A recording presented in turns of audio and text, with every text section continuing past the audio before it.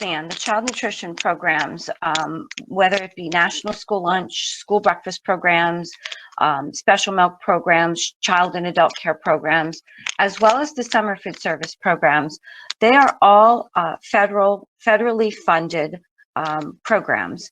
They are meant to ensure that low-income children would continue to receive nutritious meals when school is not in session. They're designed to serve children 18 years of age or younger, or over 18 if they are disabled and still in a school program. However, with the COVID waivers issued by USDA, the Summer Food Service Program has been allowed to continue operating this year when schools are in session, and all children, regardless of their area eligibility, are able to be fed at no cost. SFSP is one of the child nutrition programs, like the few I just mentioned, that is administered by the Pennsylvania Department of Education and is regulated by USDA. Being a federal program requires that regulations be met. These regulations will be highlighted throughout my presentation, so you'll hear me talk about requirements and regulations throughout the session. Pennsylvania, there will be a slide, and hopefully these slides will be available to you. Pennsylvania in 2019 had 300 sponsors, 2,600 feeding sites. SFSP served 4.6 million meals and provided approximately $13.8 million in reimbursements. And the reason I refer back to 2019 is that is the last summer from which that was a non-COVID year from which accurate summer data is available. So obviously last summer under the COVID requirements, things were very not normal. So that data is actually not as reliable as 2019. However, before I get too complacent, and in relating those figures to you, I want you to realize that in non-COVID times, the Summer Food Service Program was only feeding about 15% of the children who are eligible for the program. That means that all the efforts to qualify students who are eligible for free and reduced meals during the school year only reaches about 15% of the children who are eligible to participate in SFSP. And so 85% of the children in Pennsylvania who qualify for summer meals are not or were not receiving meals, and therefore more sponsors and sites are needed. So I hope I entice you with some of this information to join us this summer and help continue to feed the children. The first two main terms to understand in SFSP are sponsors and sites. And I'll begin with sponsors. A sponsor is a nonprofit organization. Thank you. One more slide, please. Next. There we are. Thank you. A sponsor is a nonprofit organization that has a 501c3 status. We have sponsors that are school districts, libraries, government agencies, faith-based organizations such as churches, food banks, YMCAs, camps, and we could go on and on. All of those are potential or could be potential sponsors. A site is the location where the meals are served. And sponsoring organizations may be extremely large with many, many sites, or small and have just one site. It really is up to the sponsoring organization, what they can manage and who they want to reach in their community. And next slide, please. To become a sponsor, the first requirement is to submit some preliminary new sponsor paperwork. New sponsor paperwork must be submitted to PDE no later than May 31st. Part of the paperwork process includes completing training and submitting an online application packet. The application must be completed by the federal deadline of June 15th. And I will cover a little bit more specifics on that a little later in the presentation. This slide shows a summary of the sponsor's responsibilities. Basically, the sponsor has complete responsibility and oversight for the program, which includes administrative and fiscal responsibility for all their meal sites, training staff, ensuring meal services provided, and the administrative paperwork and responsibilities. I realize this may seem pretty overwhelming for some of you, so next I'd like to discuss sites. A site is the location where the meals are served. Since the beauty of the summer food service program is to reach the community, sites can be located at school buildings, school summer programs or camps, in parks, at libraries, at churches, at community pools. So again, we are trying to reach where the children gather. You are trying to reach where the children gather. And so you are looking for locations where those children gather, where it's easiest for children to gather and get to receive meals. Next slide. If you are not ready or feel you cannot take on the responsibilities of being a sponsor, you can consider becoming a meal site location. As I explained, a site is where the children actually eat. If you have a place to offer where the children may eat, but that is not as involved as you being able to get into the program, becoming a site under an already established sponsor may be the route for you. The supervisor at the site and others who work at the site must be trained by the sponsor before the site opens. Site responsibilities include ensuring meals are complete, recording meals are served daily, and are in compliance with program requirements, including practices of food safety. Sites may have activities, but they are not required. However, we do know that sites with activities often report a better, more regular attendance than sites that only serve meals. In non-COVID times, eligibility of the area or children's eligibility determine the site type. Let me explain what that means. Next slide. Open sites are just what they sound like. In non-COVID times, open sites are designated as open because they are eligible or the eligibility of their location. The open site must be in an area that is proven eligible, either through area eligibility based on school data or census data. If the site is in the attendance area of a school or school building where community eligibility is available, then that also qualifies as school data and may permit for an open site. This year, one of the nationwide waivers permits all areas to be eligible. So if you're looking to operate a site where anyone can come and anyone can be fed, that is an open site. We have an eligibility waiver this year that would qualify a site even when school data and census data fail to do so. An open site is open to the community at large. So again, any child that is 18 years of age or younger is served a meal, and meals are served at no cost, and all meals served are reimbursable. Meals at an open site are served on a first come, first served basis. Open sites are reimbursed for serving up to 2 meals per day, but may not serve both breakfast and supper. For example, an open site may serve breakfast and lunch, or lunch and a snack, but just not lunch and supper. In non-COVID times, meals must be eaten in a congregate setting, which is at the site location where the children are gathering, in view of the site supervisor. This year, another nationwide waiver allows meals to be served in a grab and go in a non-congregate setting and taken home to eat. Enrolled sites are what they sound like. Enrolled sites service a particular group of children.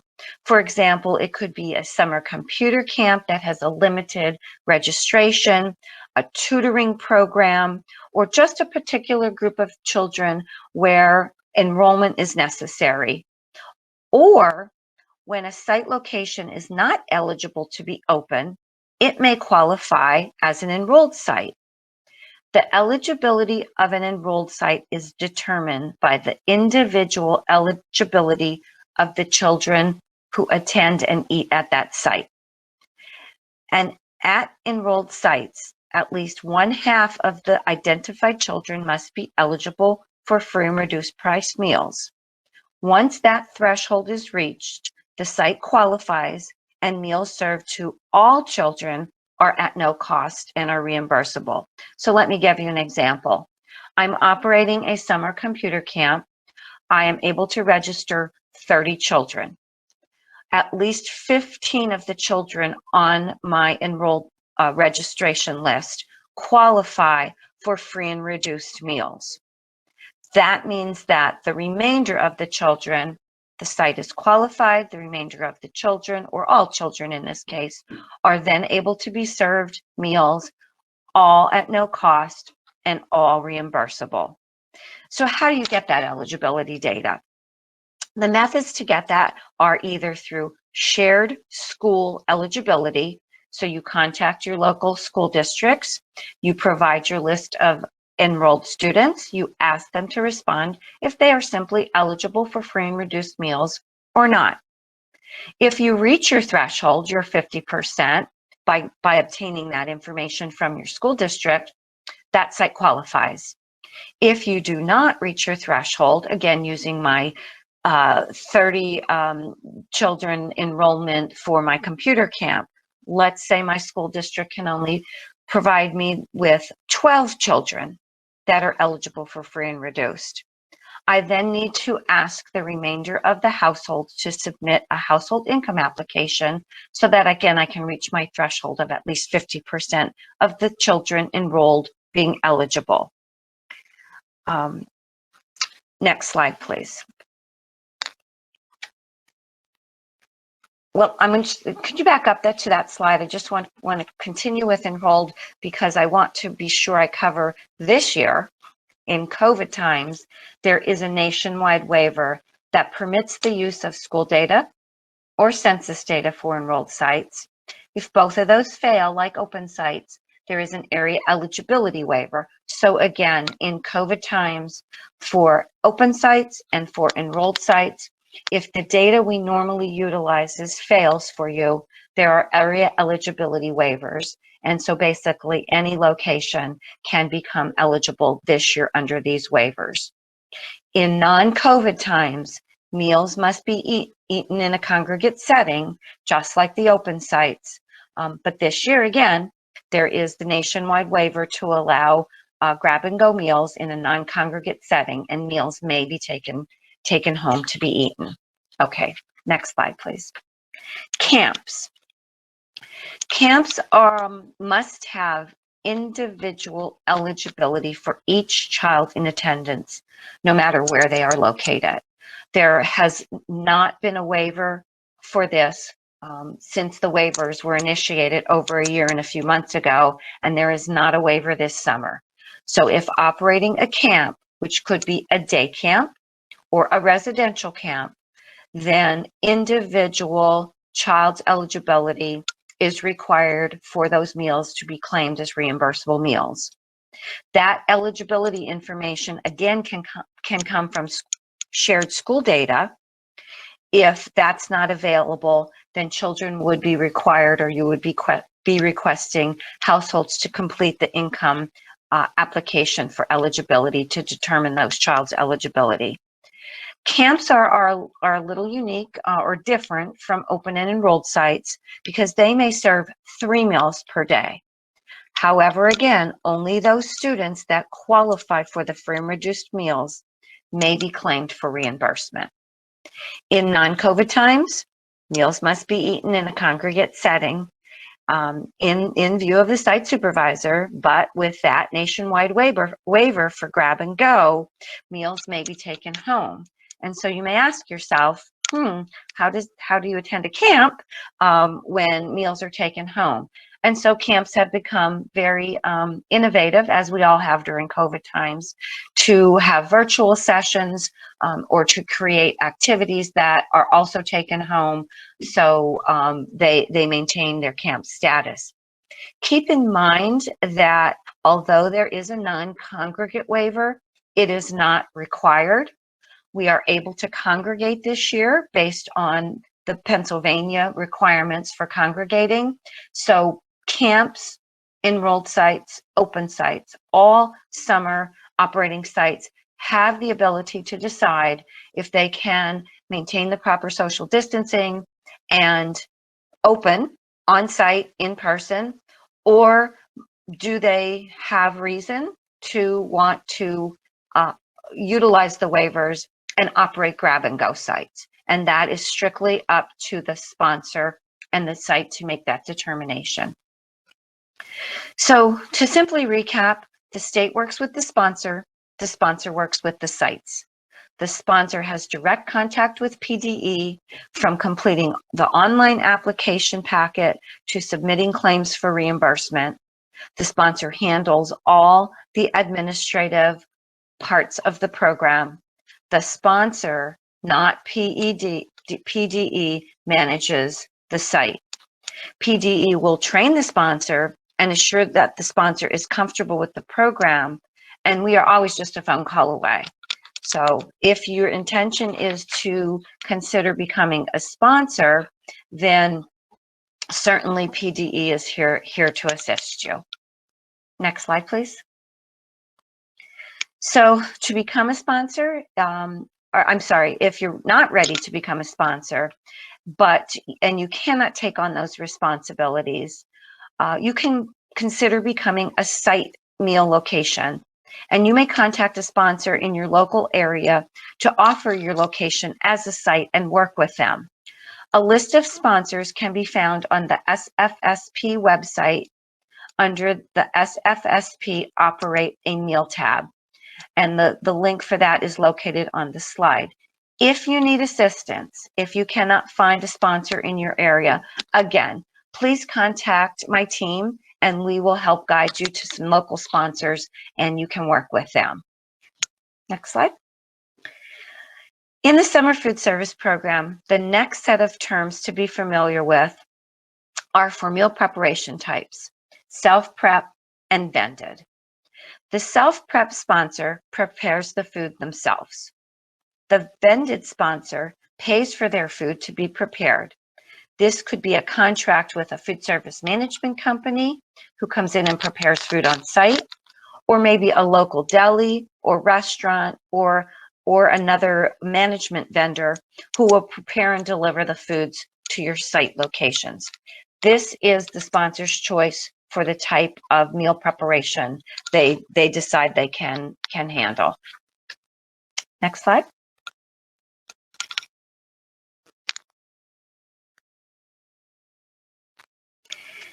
Meal patterns are one of the requirements that fall under our regulations that I said I would touch on. Meal patterns are a regulatory requirement. I'm going to go through the different meal patterns so you understand they vary for meal type. So the meal patterns which are required to meet these federal regulations for the lunch and supper meals require the inclusion of 5 components: milk, grain, meat or meat alternative, and 2 items from the fruit and vegetable category, and they're required to be served in particular quantities or serving amounts. Next slide, please.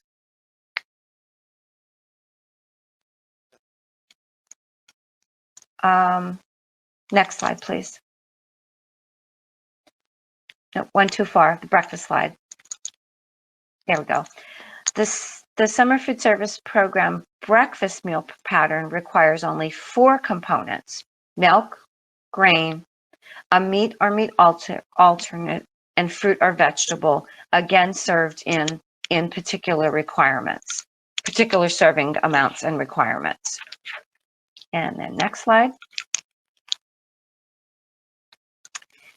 The SFSP snack meal pattern requirement requires only 2 meal components: a milk, a grain, a meat or meat alternate, and fruit or vegetable, again, served in particular amounts, but only 2 of the components are required for serving a snack.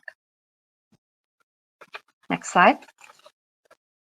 So after all the efforts of selecting an eligible location for sites, deciding how meals will be prepared, and providing the required meal components and amounts, meals must be then counted at the point of service, which is when the meal is served to the child. And those meals must be logged and are then eligible for reimbursement. So this slide shows after counting, after all the work done to serve the meal and counting the meal, once tabulated, these are the reimbursement rates for the different meal types that are able to be claimed for reimbursements. Again, one of the things that many sponsors, it is a sponsor's requirement to train the sites, and sites need to understand for their staff, is that meals must be counted at the point of service. And that documentation must be maintained in order for meals to be claimed for reimbursement, as that's the source documentation. When we conduct administrative reviews, we look that those point of service sheets do validate and do match the claims for reimbursement.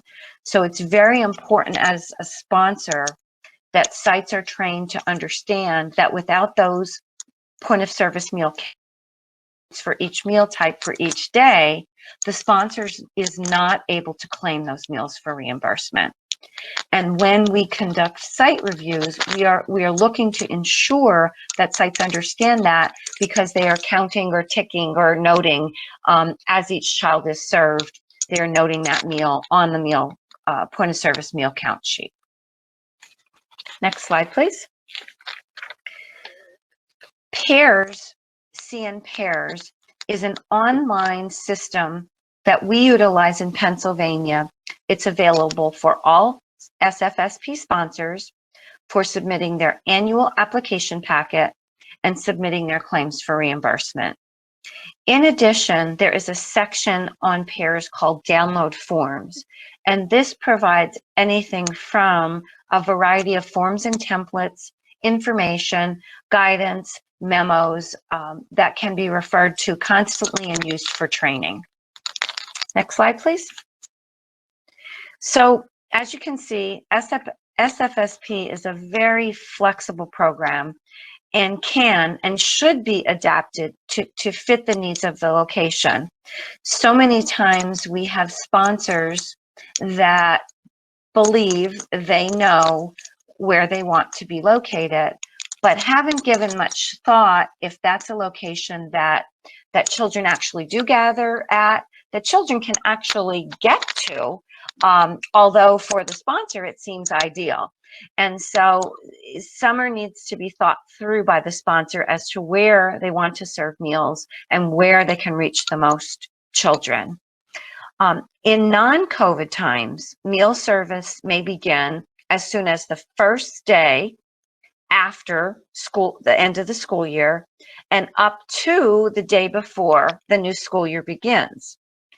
Or the programs may operate any days within those times. We have sponsors that operate for one day. We have sponsors that operate only for 1 week for special events or special occasions. And then we have sponsors that operate just as I mentioned. They begin the day after school ends, right up to the day that school begins for the following year. One thing that COVID did do, and I keep saying there's always some good that comes out of bad, but one thing that COVID did was heighten the awareness for all sponsors and communities of how important it is that children continue to be fed.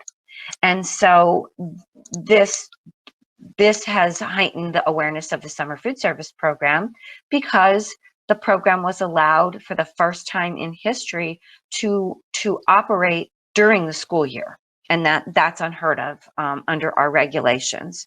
So again, the summer food service program is very flexible, and can and should be tailored to each site with the operating times and the locations based on the need of the children in that area. Next slide, please.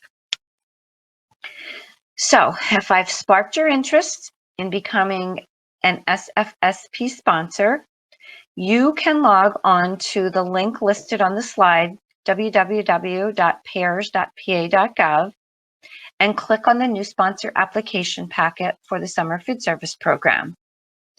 Once you enter into the Summer Food Service Program section, there is a new sponsor checklist that you need to complete and needs to be submitted to PDE. This is the preliminary part of the process. This is a lot of information about your organization, banking, your nonprofit status eligibility, and some other things are required. Once that information is validated, and very shortly there's also going to be some training information required in advance. Once all that is validated, you would be provided with your PEARS user ID and be able to log into the PEARS system. The next step is to then complete the PEARS application packet. Again, that has a federal regulatory requirement to be submitted, not approved, but submitted either before you operate or before June 15th. As also I mentioned previously, if you're interested in becoming a site, then log on to the PDE SFSP website and you can team up with an established sponsor. If you're having difficulty finding a sponsor, again, contact us. I am open for any questions. I do not want to take up too much more time because Lauren has some information she needs to relay, but I'm looking in the chat. Diane, if it's okay with you, we can have Lauren present for her time, and then we can go back and go through the questions. I think there's great. 4 that came in so far. All right. Thank you.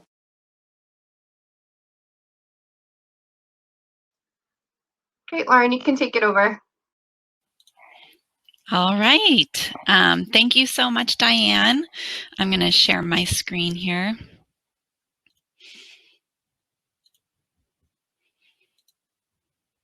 Okay, is everyone able to see that? I'm going to assume yes. I'm not hearing any objections. So thanks. So it looked like from some of the chat that folks were posting there that we have a nice mix of folks that are in a sponsor role. I saw some schools, the Westmoreland County Food Bank, hi all. And I also saw some sites with us. So we have a good mix. Some of this is a little bit more geared towards sponsors, but most of these are really important for sites as well. When Greater Pittsburgh Community Food Bank became a sponsor in summer 2019, we started with 73 sites. And Diane can correct me if I'm wrong. I don't think anything, I think that's pretty unprecedented. Sponsors usually start with just a few sites. So you can imagine that that went about as well as you would expect. And through that experience, we made every mistake that a sponsor could possibly make in one 10-week period.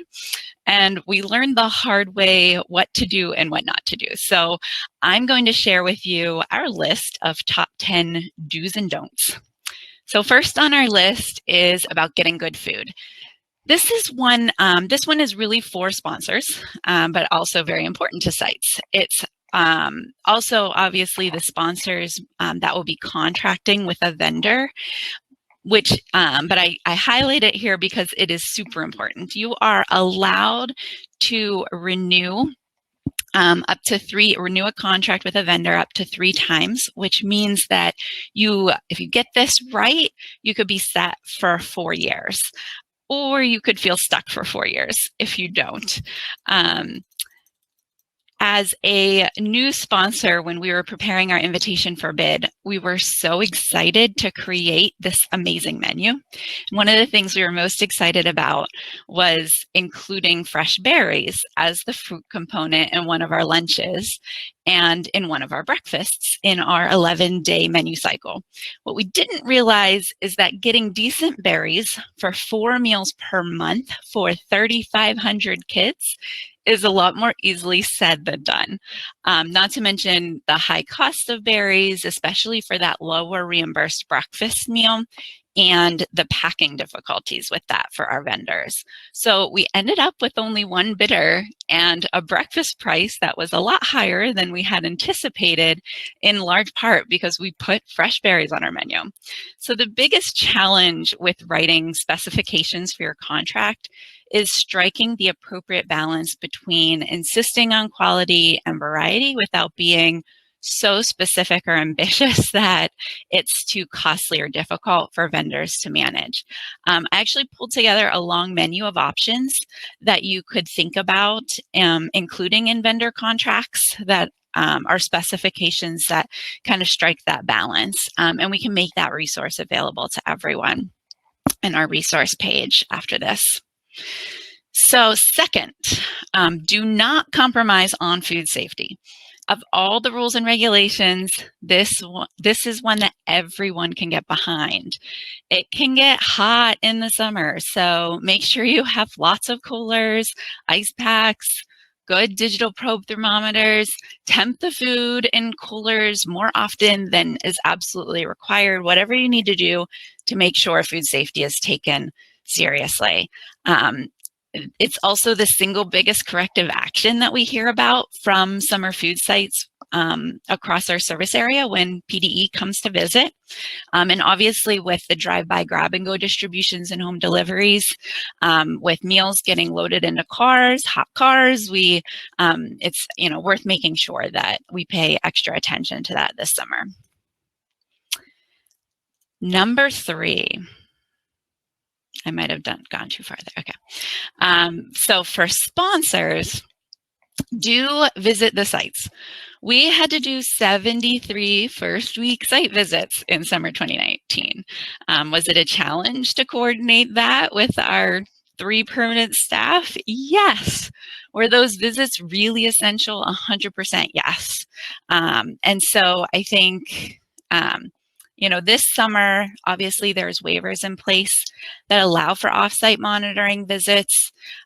Take advantage of those, but for safety purposes, we understand that. That's great that that's an option. But for new sites or sites you suspect are struggling, we'd still encourage you to make those in-person visits.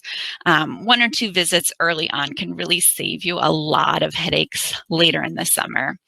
And if you're a site, recognize that these monitoring visits are your opportunity to ask your sponsor for help.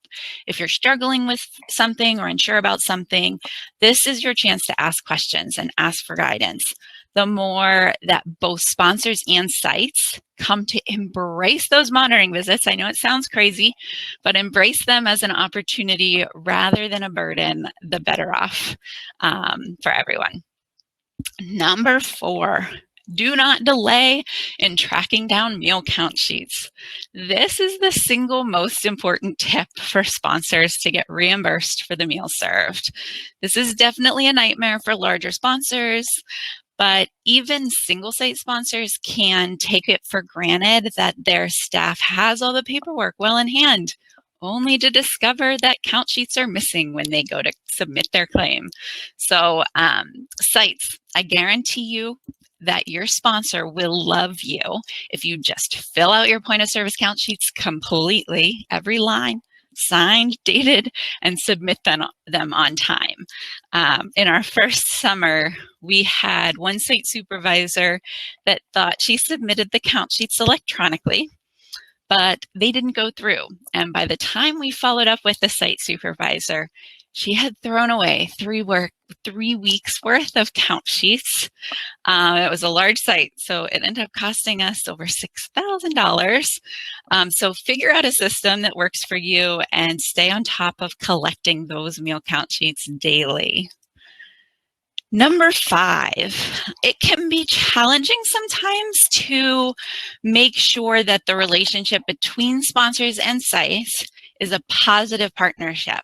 The sponsor is obviously responsible for ensuring that the sites are operating in compliance with a whole lot of program regulations. Some of these, especially the sites, make more sense than others.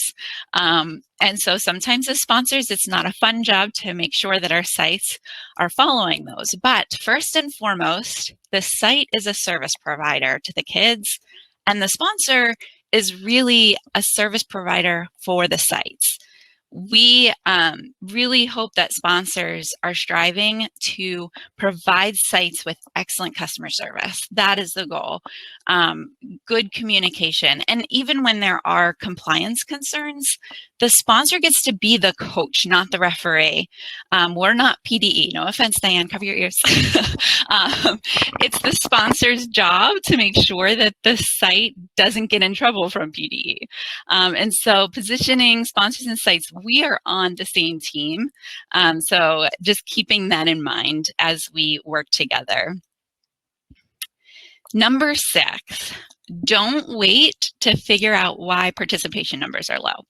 The summer is short. So honestly, if the numbers are still low by week 2, that's the time to act. Don't wait till halfway through summer, because numbers inevitably do dwindle towards the end of the summer.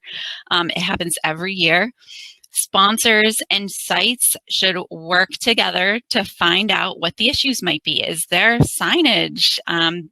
Do people know about the site? Do the serving times make sense? Is there a problem with the food? Are kids in the community being served elsewhere? Like Dianne said, you put work and time into putting a site in a location that might work for you, that even might look like it makes sense, walkability-wise, need-wise, but there could be factors that you don't know about. And so there's no shame in deciding midway through summer, you know what, this site just isn't cutting it or isn't needed, and shifting it somewhere else. So figure it out and try something different. Number 7. For sponsors, make sure you update your pears site applications regularly. Don't get afraid that you click that submit button and it's final. You will revise and revise and revise and revise. Sites, please let your sponsors know about your field trips as soon as they are planned. We know that you need to plan field trips in advance. We know you need permission slips. We know that you're lying to us when you tell us that you only found out today about tomorrow's field trip. So it is important that sponsors get this information ahead of time for many reasons, but a really important reason is that sponsors have to report field trips in pairs. There's a lot of different factors and ways that that's reflected in there. Sponsors also need to immediately update pairs with any site closures. PDE is not going to be happy if they send someone out to monitor a site on an approved operating day to find the site closed.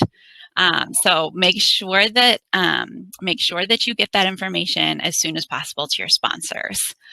Make sure that the serving time that's approved is what works for this site. This is one that our sites struggle with because they don't understand why meals should be disallowed if they're served 5 minutes earlier. I agree, except it is important that this information that we put into pairs with your approved serving time is posted publicly. You need to be available for the public when you say you're going to be available to the public. You need to be available to be monitored by your sponsor and by PDE during the time that you say you're going to be monitored. It's a simple thing just to make sure that the time that you're operating is actually reflected in that pairs system. So sponsors, update your site applications as often as you need to. And honestly, if a week goes by and you haven't made any changes, check it out and make sure that you didn't miss anything, because you very well may have. Pairs is really when it comes to summer food and being a sponsor, pairs is the only reality that matters. So you've all heard the question, if a tree falls in a forest and no one is around to hear it, does it make a sound? Well, if a site serves a meal, but it isn't in pairs, that meal wasn't served. So get it in pairs. The rest of our tips, I'm going to kind of go through these quickly, are really for sponsors. But number 8, do not wait to prepare until you get a letter from PDE notifying you about an upcoming administrative review. If you don't gather what you need as you go and you're scrambling to pull everything you need together at the last minute, you will probably have some red flags at your administrative review.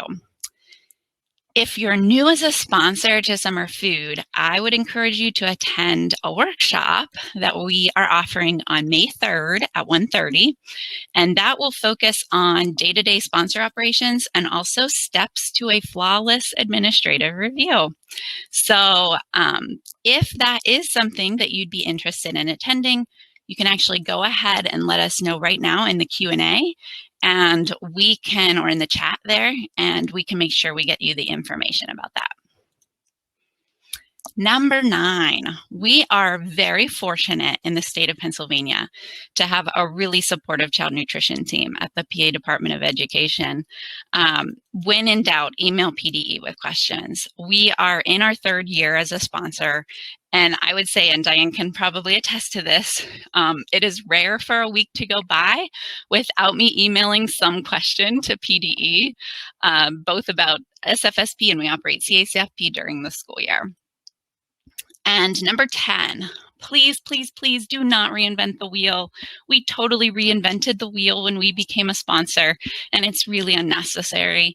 It is always easier to start with something that you can adapt to work for you. And there are hundreds of sponsors across our state that have gone through this. So the Child Nutrition team here at the Food Bank offers a sponsor academy for organizations that are interested in becoming a sponsor in any of the 11 counties in our service area.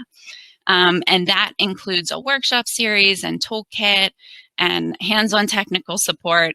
But even if you aren't in our 11 county service area, those presentations and tools are available on our partner portal that anyone can access on that slide. So I'll stop talking now so we can turn to questions that have been submitted and hand it over to Kelsey. I just put the link in the chat for the webpage that Lauren just shared to our sponsor, to our portal. So first Kelsey, question. before you start, can I just add something? Thank you, Lauren. And I just wanted to echo what Lauren was saying in her tips on number 6 and 7. I'd mentioned how flexible the program can be, and it can be. And so even though there are the requirements of pears and the regulations, if those locations or those days or the times aren't getting you what you need, like Lauren had said, and you're not seeing the participation you expected, they can be changed, but they need to be changed through the sponsor, and I'm sure that cooperation and coordination needs to occur. And I'm sure that no sponsor would turn down that information if they felt that they could better service the community. So I just wanted to echo that and let you know that just because you enter something in pairs, it is not carved in stone. But if you don't make those changes, it is kind of carved in stone when we come out to review. Sorry, Kelsey. Thanks. No problem. So first question that we have is, can you do both grab and go and congregate at the same site? No, you cannot. We can talk about, we had this occur in some instances last year where it made sense to that a group was being served and yet grab and go was occurring. So if that's something that you feel, Jason, you have a setting like that, get in touch with me. We'll talk it through and we'll figure out how we can make that work for you. Thank you. Could you talk briefly about the difference between Seamless Summer option and the summer food program? Sure. So the Seamless Summer option is available for schools.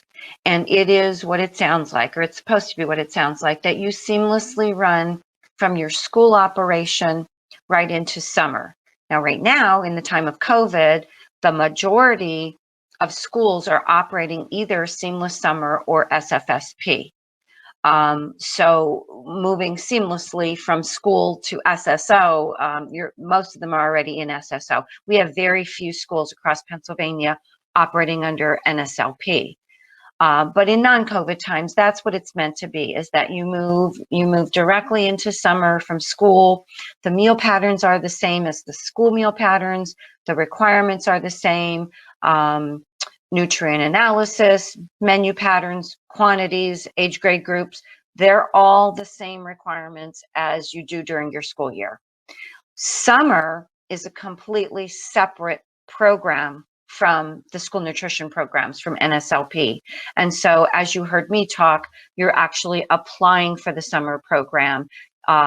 You are operating under the summer program and those regulations, which are different from SSO that falls under the SNP grouping. So they're more flexible meal patterns. They're not as astringent. There's not requirements like nutrient analysis. And so it is meant for summertime feeding. Great, thank you. And there's a couple questions in the chat around if slides will be accessible. We'll make sure that everyone gets a link both to this session, which is being recorded, as well as the slides from Dianne and Lauren as well. Last question that I'll ask in our last 2 minutes is, are there concerted food rescue efforts for meals that are prepared and not served and not reimbursable? And is there any information provided to sponsors and sites or contacts with local food policy councils and food rescue organizations? Lauren, I think you might want to take that one. Well, first I'll let Dianne answer it from a is it allowed perspective. Kelsey, is the question in the chat? It's in the Q&A. If you click on that Q&A box, Dianne, it's the very first question. Okay, I just want to be sure I heard everything that Kelsey said. That really, I mean, it's allowable. It really depends on the sponsor. The sponsor has the ability to decide what they want to do, how they'll handle leftovers. In the summer food service program, leftovers, seconds may be served.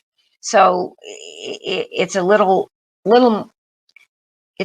more easy to do that when you're in a congregate setting, as you have a group of children gathered, you've served everyone, and now there's meals left. And so children that are still hungry can come for a second meal. And many sponsors decide that's the way they want to handle any leftovers.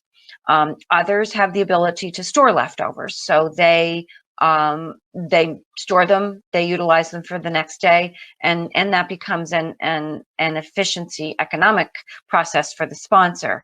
But it really is up to the sponsor to decide how they want to manage that. It is permitted.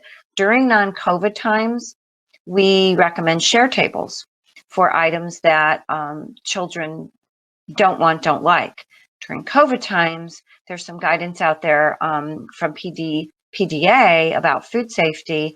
And when you think about COVID times, you're trying to share as least as possible. So, that doesn't help, the leftovers and the food situations. So Lauren, I'll let you take it from there at a maybe more broader level. I would say as a sponsor with a site, it's always important to talk with your sponsor first. And a lot of times your sponsor might have some resources for you that are centralized in terms of other sites that can use those resources. And they may, even if you can't use leftovers, if you're a site that only operates 2 days a week, the sponsor might be operating another site that could take them so that we could still get reimbursement for them. But a lot of cases, we do have sites where, we've established that when they have excess that are outside of the parameters of serving for leftovers, that they establish a relationship with that organization, with an organization that might need it. The food bank most food banks have food rescue teams. 412 Food Rescue is one in southwestern PA. There's food rescue organizations. Certainly you could reach out to those. it's challenging when it's a small amount of food. And hopefully you're not having an excessive amount of leftovers, or you fix that pretty early on. So you're not often going to get someone that comes and runs to pick up 5 unitized meals, which is why even as the food bank with a food rescue team, we often find ourselves just kind of making sure that there's a connection made with a local partner that could benefit from that food. So encourage you to talk to your sponsor, or if your sponsor doesn't know but is willing for you to find an organization, then do call your local food bank or other food rescue organization to find out if there's a partner near you that could benefit from that. And Christine, Grace and I can follow up with you on this to provide some recommendations as well. But thanks everybody for coming over to this session. We're going to move right into our next session that is also with Dianne. She's going to be giving us some updates on all of the things happening around waivers at the state level and give some recommendations for this coming summer. Thanks everybody. Thank you. Thank you.